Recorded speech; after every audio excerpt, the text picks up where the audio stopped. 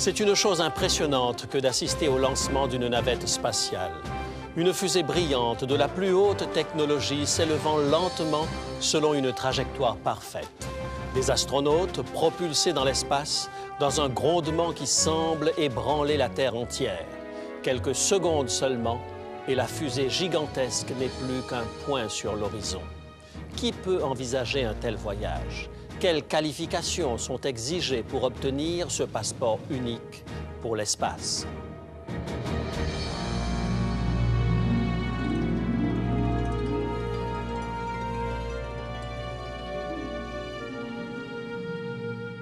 Il est écrit, je suis José Élysée et je vous propose la solution à vos besoins les plus profonds, le Christ vivant.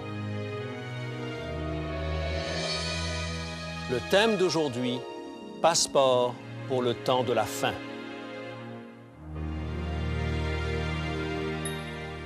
Obtenir une place sur la navette spatiale est devenu l'ultime rêve d'évasion de nos jours. Certains veulent même acheter des billets à l'avance au cas où l'on offrirait un jour un service voyageur. Ce qui a peut-être le plus stimulé notre imagination dans la conquête de l'espace, ce sont probablement des vues à nous couper le souffle. Suspendus sur orbite à des centaines de kilomètres au-dessus de la Terre, les astronautes admirent des scènes d'une beauté quasi surnaturelle. Ils ont l'impression de glisser sur les courbes bleues, vertes et blanches de la planète comme s'ils étaient sur une énorme vague. Marcher dans l'espace est une expérience à faire rêver. Les astronautes se glissent dans le vide et se déplacent lentement en orbite alors que les petites taches blanches sur un vaste océan bleu disparaissent peu à peu sous leurs pieds. Quelle sensation doit-on éprouver quand on se balade dans l'espace comme une petite planète dans un univers rempli de galaxies, en contemplant un paysage terrestre qui s'étend sur plusieurs milliers de kilomètres? Arrêtons de rêver. J'ai une bonne nouvelle pour vous. Chacun de nous aura l'occasion de marcher dans l'espace, beaucoup plus tôt que nous ne le pensons. Chacun de nous a la possibilité maintenant d'obtenir un billet pour la destination la plus prisée. L'apôtre Paul a parlé de cette expérience impressionnante dans sa première épître aux Thessaloniciens, au chapitre 4 et au versets 16 et 17. Première lettre de Paul aux Thessaloniciens, chapitre 4 et les versets 16 et 17. Car le Seigneur lui-même, à un signal donné, à la voix d'un archange et au son de la trompette de Dieu, descendra du ciel et les morts en Christ ressusciteront premièrement. Ensuite, nous les vivants qui serons restés, nous serons tous ensemble enlevés avec eux sur des nuées à la rencontre du Seigneur dans les airs, et ainsi nous serons toujours avec le Seigneur. Cet événement, c'est le retour de Jésus-Christ. Le grondement qui ébranlera la terre, c'est le retentissement de la trompette de Dieu. La grande nuée éclatante dans les cieux, c'est la gloire de Christ le Sauveur. Et la navette qui vient nous prendre est constituée de myriades d'anges étincelants. Remarquez ce que dit le texte. Nous serons enlevés sur les nuées à la rencontre du Seigneur dans les airs. Nous nous élèverons selon des trajectoires parfaites et nous nous élancerons dans les cieux pour joindre cette extraordinaire procession céleste. Nous verrons la gigantesque courbe bleue et blanche de la Terre disparaître peu à peu sous nos pieds et nous rejoindrons une orbite synchronisée avec celle du Fils de Dieu. C'est le voyage que Dieu nous propose à la fin du monde. C'est le voyage ultime. Une question cependant. Qui parmi nous possède les qualifications nécessaires pour ce voyage? Qui sera digne de devenir un astronaute lorsque cette navette céleste se préparera à décoller? À moins que la question primordiale ne soit la suivante, serai-je du voyage? Quand décollera la grande navette céleste, pourrons-nous défier les lois de la gravité ou bien nos pieds resteront-ils désespérément collés à notre planète? L'apôtre Pierre nous donne un élément de réponse dans sa première lettre, au premier chapitre, les versets 13 et 14. 1 Pierre, chapitre 1, versets 13 et 14. C'est pourquoi saignez les reins de votre entendement. Soyez sobres et ayez une entière espérance dans la grâce qui vous sera apportée lorsque Jésus-Christ apparaîtra. Comme des enfants obéissants, ne vous conformez pas aux convoitises que vous aviez autrefois quand vous étiez dans l'ignorance. Nous pourrions résumer ce conseil en 2 mots. soyez sérieux. Ceux qui seront prêts à être enlevés au retour du Christ sont ceux qui aujourd'hui prennent ce conseil au sérieux. Ils se préparent mentalement à cela. Ils se soumettent à une discipline, ils fixent leur espérance sur ce grand événement. En une phrase, ils ont un objectif. Les astronautes se préparent à leur expédition. Ils subissent toutes sortes d'entraînements, se soumettent à différents examens. Ils sont soumis à des pressions représentant plusieurs jets. Ils sont parachutés sur la terre et dans l'eau. Ils réalisent des tâches en milieu aquatique, dans des conditions qui simulent l'état d'apesanteur. Ces gens ne sont pas nécessairement de grands athlètes. Ce ne sont pas des génies scientifiques, mais ils prennent ce défi très au sérieux. C'est ce qui les qualifie pour un tel voyage. Malheureusement, nous apportons rarement le même sérieux à notre préparation en ce qui concerne notre vie spirituelle. Nous n'agissons pas comme si nous vivions un entraînement en vue d'un grand événement. Nous recherchons le confort au détriment de la discipline. Nous négligeons notre entraînement. Après tout, il y a toujours un lendemain.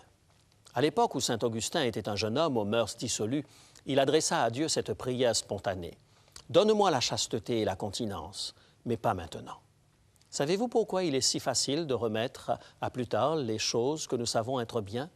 Parce que le retour du Christ n'est pas aussi présent dans notre existence que ne le sont nos préoccupations quotidiennes. Le retour du Christ ne fait pas la une des journaux. Il ne fait pas partie des événements importants à inscrire sur le calendrier du mois. Nous levons les yeux au ciel et nous ne pouvons tout simplement pas imaginer le Seigneur de gloire faisant soudainement irruption à travers les nuées.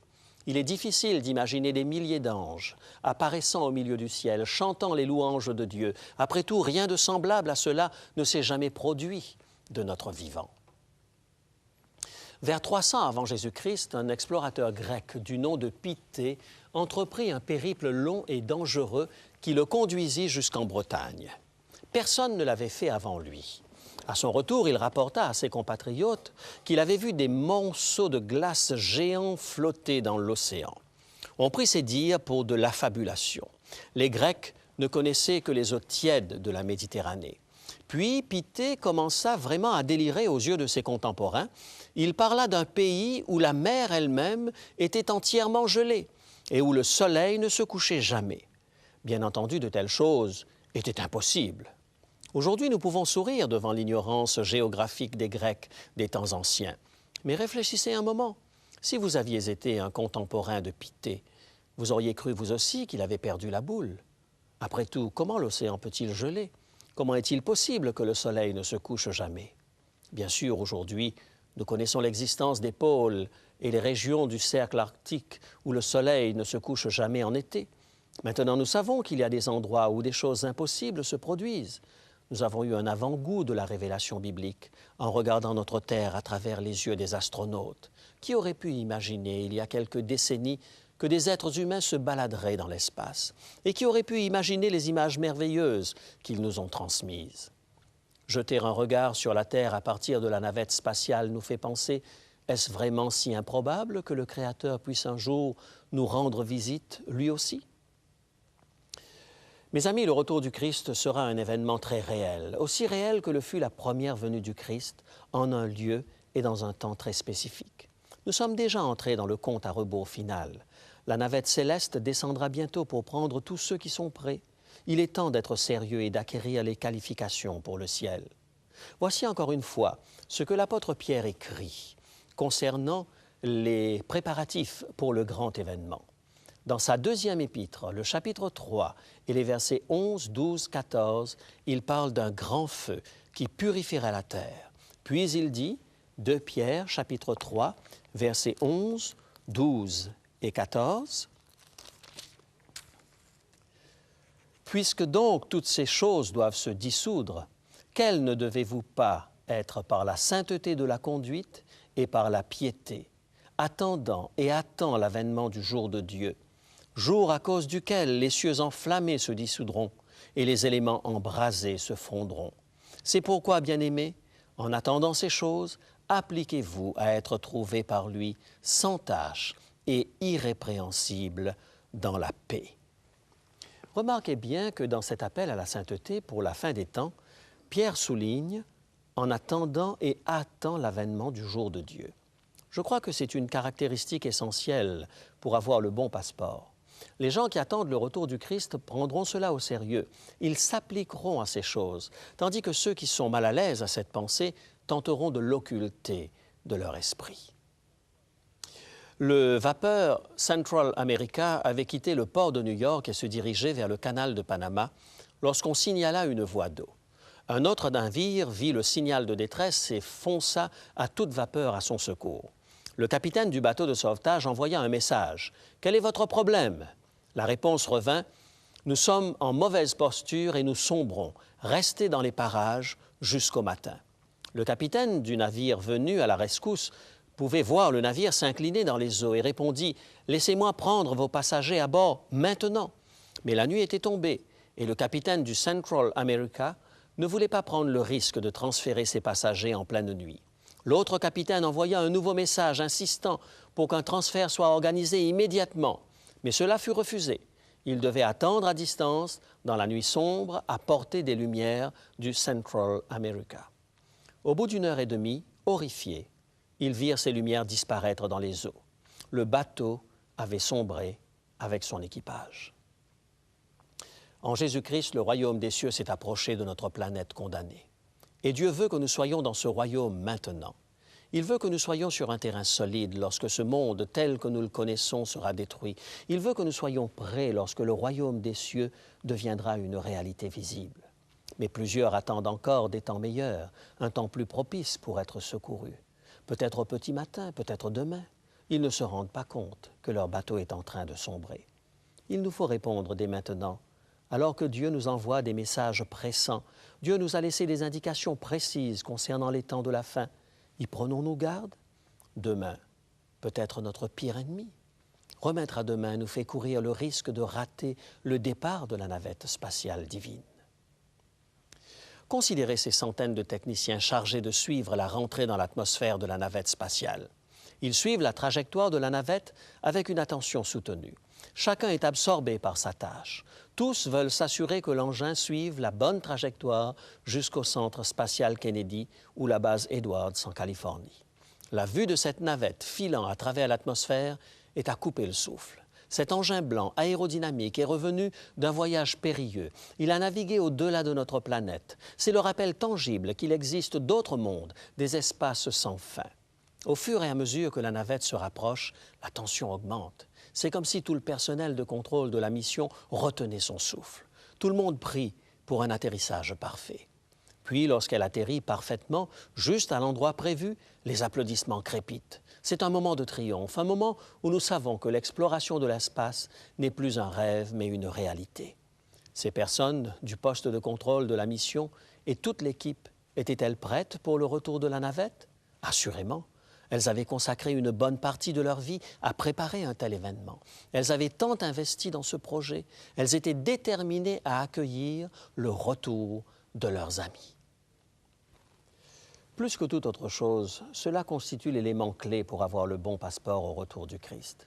Êtes-vous déterminé à accueillir Jésus comme on accueille un ami à la maison? Vous êtes-vous entraîné pour cela? Avez-vous intégré cette réalité? Ou bien considérez-vous cette réalité avec appréhension? Christ attend cette réunion avec impatience. Rien ne peut le retenir. Il a ouvert tout grand ses bras à l'humanité tout entière lorsqu'il est mort sur la croix. Et il ouvrira tout grand ses bras lorsqu'il reviendra. Ce retour ne sera une fête pour nous que dans la mesure où nos cœurs s'y sont préparés. Si nous avons une pile de messages non répondus sur le bureau, nous ne serons pas tellement heureux lorsque nous entendrons frapper à la porte. Si nous n'avons pas pris la peine de nous préparer sérieusement, nous serons de toute évidence surpris lorsque Jésus reviendra. Savez-vous comment faire face aux événements des derniers jours? Savez-vous ce qui sera nécessaire à votre préparation? Ce ne sont pas vos réserves de nourriture entreposées dans le sous-sol qui vous sauveront. Ce n'est pas une bibliothèque exhaustive sur les scénarios de la fin du monde qui viendra à votre secours. C'est votre relation avec Jésus-Christ, celui qui est mort pour nos péchés, qui vous sauvera. Nous nous qualifions pour ce voyage par une vie de dévotion régulière. Voici comment nous pouvons nous assurer que nos cœurs accueilleront le Christ à son retour. Écoutez ces paroles magnifiques du livre des Philippiens, chapitre 4, les versets 6 et 7. Philippiens, chapitre 4, les versets 6 et 7. Ne vous inquiétez pas de rien, Mais en toute chose, faites connaître vos besoins à Dieu par des prières et des supplications, avec des actions de grâce. Et la paix de Dieu, qui surpasse toute intelligence, gardera vos cœurs et vos pensées en Jésus-Christ. Au lieu de l'inquiétude, au lieu de la tension, dit Paul, que votre vie soit remplie de prières. Laissez parler vos cœurs. Présentez au Seigneur toutes choses par la prière. Si vous faites cela, vous ferez l'expérience d'une paix qui surpasse toute compréhension. Et Jésus-Christ gardera vos cœurs et vos pensées. Dieu peut réaliser ces choses pour nous si seulement nous restons en communication avec lui. Continuez à lui parler. Que vous vous sentiez fort ou faible, que vous vous sentiez près de Dieu ou non, continuez simplement à parler avec des supplications et des actions de grâce, et sa paix merveilleuse vous envahira. Il y a un deuxième élément à ajouter à la prière si nous désirons obtenir le bon passeport. Dans sa première épître, au chapitre 2, Pierre se fait plus éloquent concernant la parole éternelle, incorruptible de Dieu, et il conseille dans 1 Pierre, chapitre 2, et le verset 2. 1 Pierre 2, verset 2. « Désirez comme des enfants nouveau-nés le lait spirituel et pur, afin que par lui vous croissiez pour le salut. » Comment croissons-nous? Par le lait pur de la parole. C'est une nourriture tout aussi essentielle pour nous que le lait de la mère pour son enfant. Paul explique comment la parole peut abonder en nous. Pour que cette nourriture nous rassasie, elle nécessite plus qu'un coup d'œil occasionnel. Elle requiert une méditation, une digestion. Désirez le lait pur de la parole. Joignez-y la prière. C'est ainsi que vous croîtrez et que vous pouvez être certain d'accueillir le Christ avec enthousiasme lorsqu'il reviendra dans sa gloire. Permettez-moi de souligner ce fait important, mes amis. Nous n'arrivons jamais par nos propres moyens à nous qualifier pour le grand voyage. Nous n'avons pas à devenir parfaits afin d'être dignes de recevoir le billet pour la navette. Il nous suffit de nous engager dans la relation avec celui qui vient. Écoutez la prière éloquente de Paul pour les croyants. Elle se trouve dans 1 Thessaloniciens, chapitre 5, les versets 23 et 24. 1 Thessaloniciens, chapitre 5, versets 23 et 24. Que le Dieu de paix vous sanctifie lui-même tout entier, et que tout votre être, l'esprit, l'âme et le corps, soient conservés irrépréhensibles lors de l'avènement de notre Seigneur Jésus-Christ. Celui qui vous a appelé est fidèle, et c'est lui qui le fera. Paul propose ici une vocation élevée. Tout votre être, l'esprit, l'âme et le corps, le bon passeport pour le monde à venir, c'est celui qui est fidèle et juste qui nous le donnera. C'est lui qui le fera. Celui qui nous a donné un billet gratuit en première classe s'assurera que nous soyons prêts pour monter à bord de la navette. Notre part consiste à nous assurer que nous écoutons la voix de celui qui nous appelle. Abraham Lincoln eut un jour besoin d'un cheval pour se rendre à une convention politique. Le loueur qu'il alla voir était malheureusement l'un de ses adversaires. Il loua à M. Lincoln un cheval qui en fait était très lent, espérant qu'il n'arriverait pas à temps. Et M. Lincoln faillit manquer à son rendez-vous. Plus tard, lorsqu'il ramena le cheval, Lincoln dit à l'homme, « Vous m'avez loué le cheval réservé aux funérailles, n'est-ce pas? »« Oh non, répondit l'homme. »« Eh bien, j'en suis content, dit Lincoln. Si c'était le cas, vous n'auriez pas eu le temps d'arriver au cimetière avant le jour de la résurrection. » Ne laissez pas votre ennemi, le diable, vous placer sur une bourrique. Ne le laissez pas vous ravir votre enthousiasme. Quelquefois, ceux qui affirment attendre le retour du Christ donnent plus souvent l'impression de faire partie d'un cortège funèbre que d'une armée triomphante. Parfois, nous attendons cet événement en traînant les pieds plutôt qu'en courant de toutes nos forces. Peut-être y a-t-il quelque chose qui nous retient, quelque chose que nous cachons et qui nous accable. Notre ennemi n'est que trop heureux de nous fournir un cheval lent, un tocard pour le voyage. Ce qu'il désire, c'est de placer des obstacles sur notre chemin. Et pour comble de tragédie, nous pouvons laisser le diable saboter le plan que Dieu a conçu pour nous embarquer à bord de cette ultime navette spatiale. Quel est votre tocard aujourd'hui? Qu'est-ce qui vous freine? Qu'est-ce qui étouffe l'enthousiasme de votre cœur? Manquer la résurrection, c'est manquer le plus grand événement auquel l'humanité puisse participer. Peut-être écoutez-vous cette émission d'une chambre d'hôtel, loin de chez vous, après avoir souffert d'une relation brisée. Peut-être êtes-vous seul parce que vous ne pouviez cacher plus longtemps à votre famille votre problème d'alcoolisme. Peut-être que vous écoutez ce programme avec des amis et tout semble bien aller, mais au fond de vous-même, vous n'avez pas pu vous libérer de cette colère ou de cette amertume accumulée. Quoi qu'il en soit, quoi que vous ayez à faire, s'il vous plaît, n'attendez pas jusqu'à demain. Quelle que soit la mauvaise habitude, quelle que soit la tentation, elle ne devrait pas prendre de l'importance au point de vous faire manquer la navette spatiale de Christ. Il peut vous sembler difficile maintenant de prendre les décisions qui s'imposent, mais il sera infiniment plus difficile, infiniment plus douloureux d'être laissé en arrière. Alors, je vous en supplie, confessons honnêtement notre besoin à Dieu et cherchons honnêtement son aide. Vous n'avez plus à porter ce fardeau. Vous pouvez le remplacer par la bienheureuse espérance dans vos cœurs. Commençons à nous préparer pour la glorieuse apparition du Christ dès maintenant.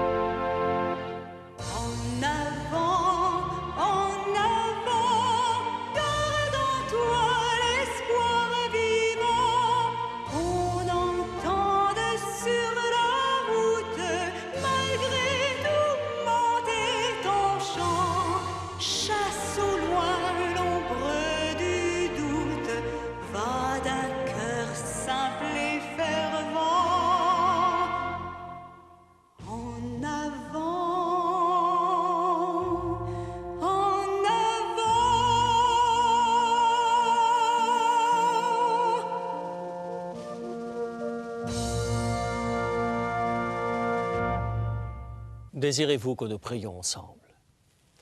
Père, nous avons négligé d'être en règle avec toi pendant bien trop longtemps. Nous voulons descendre de ce cheval lent. Nous confessons nos péchés, nos manquements. Ô Père, nous avons besoin de toi. Merci de nous pardonner, de nous accepter. Montre-nous comment nous pouvons commencer à régler nos problèmes en toute honnêteté. Nous croyons que tu peux nous donner le bon passeport. Aide-nous à dire chaque jour: Seigneur, donne-moi la plénitude et la sainteté dès maintenant. Au nom de Jésus. Amen.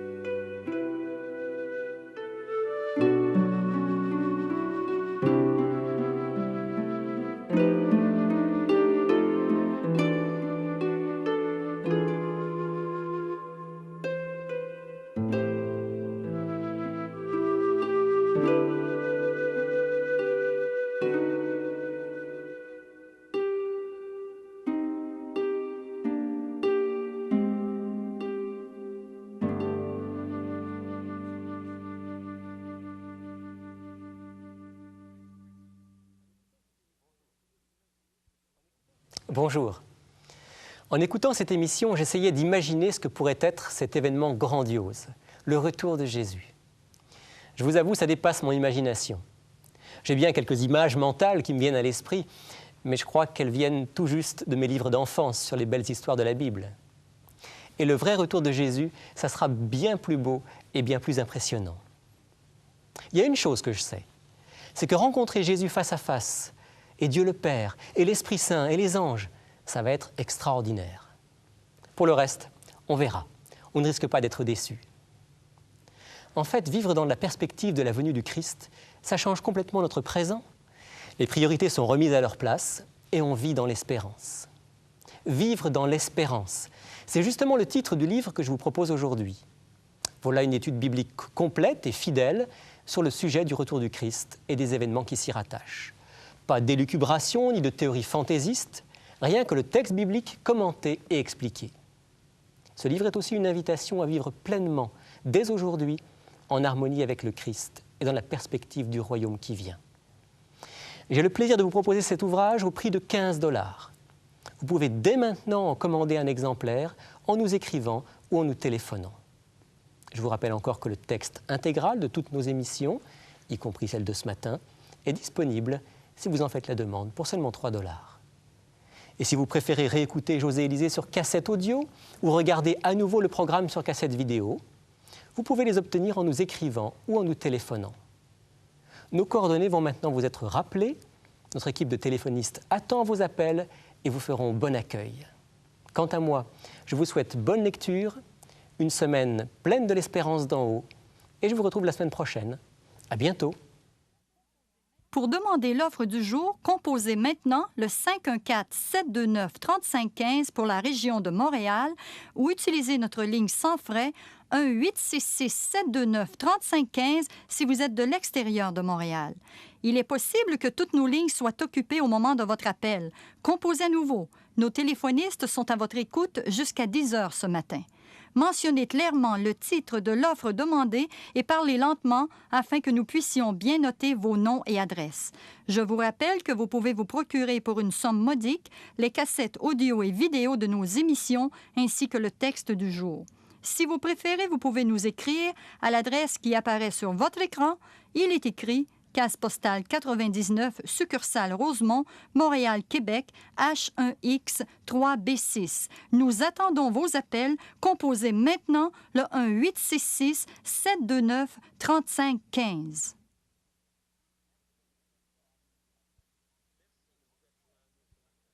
Merci de vous être joints à nous ce matin. Je vous donne rendez-vous à la semaine prochaine. Mais d'ici là, souvenez-vous, il est écrit « L'homme ne vivra pas de pain seulement, mais de toute parole qui sort de la bouche de Dieu. »